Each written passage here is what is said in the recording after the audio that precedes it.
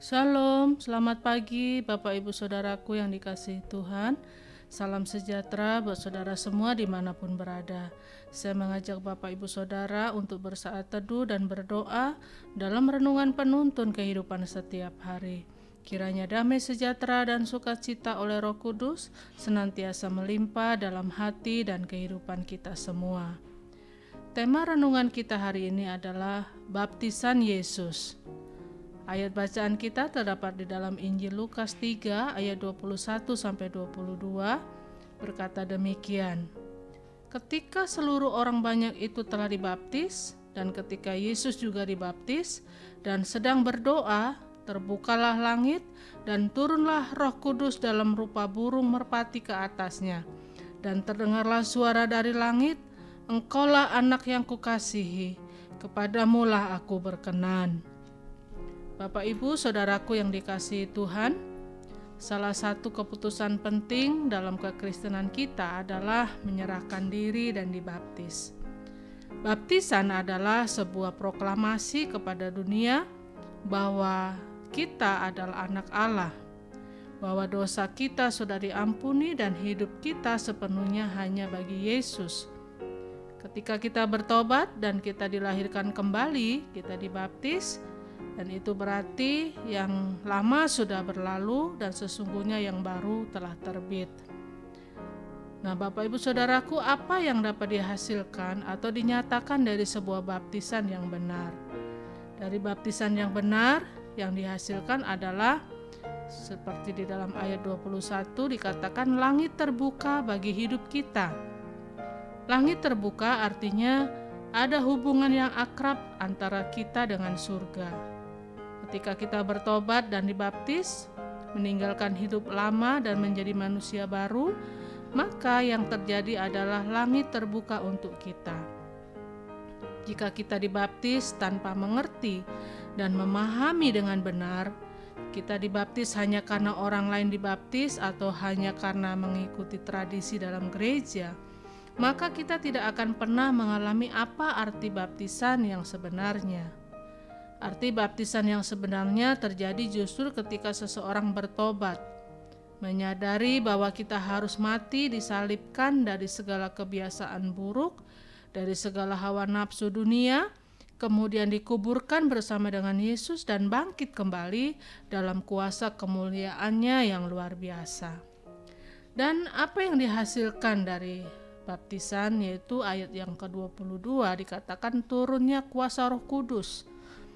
Melalui baptisan manusia lama kita telah disalibkan, manusia daging kita, manusia duniawi kita mati bersama dengan Kristus, sehingga kuasa Roh Kudus turun atas hidup kita.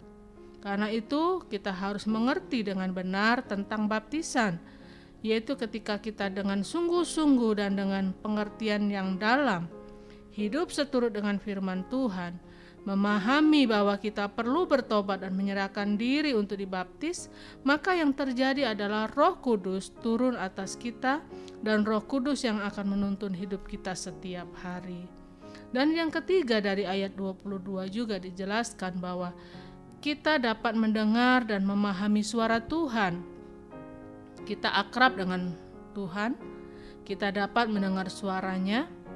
Kita tidak hanya memiliki hubungan yang dekat dengan surga, tetapi kita juga dapat mendengar suara Tuhan. Allah kita adalah Allah yang hidup. Karena Dia hidup, maka Dia dapat berbicara. Dalam ibadah yang sejati bukan hanya mendengar suara manusia, tetapi ibadah yang sejati kita juga harus bisa mendengar suara Allah, supaya kita dapat mengikuti tuntunan Tuhan untuk dibawa ke padang yang berumput hijau dan mengalami kemenangan yang luar biasa. Tetapi baptisan adalah proklamasi keluar untuk memberitahukan kepada dunia bahwa kita tidak hidup dalam dosa lagi, tidak berjalan dengan kekuatan kita sendiri, tetapi kuasa Kristus yang menyertai, membimbing dan memimpin kita untuk mengalami kemenangan yang dahsyat dan luar biasa. Amin. Mari kita berdoa.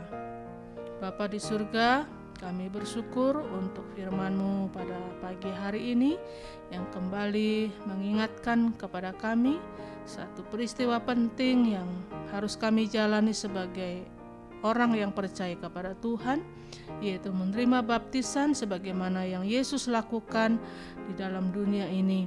Kami mau biarlah dengan baptisan yang kami lakukan, langit terbuka buat hidup kami, berkat Tuhan tercurah bagi kami, dan kami boleh menerima kuasa Roh Kudus yang menjadi penolong, pemimpin dalam setiap langkah hidup kami.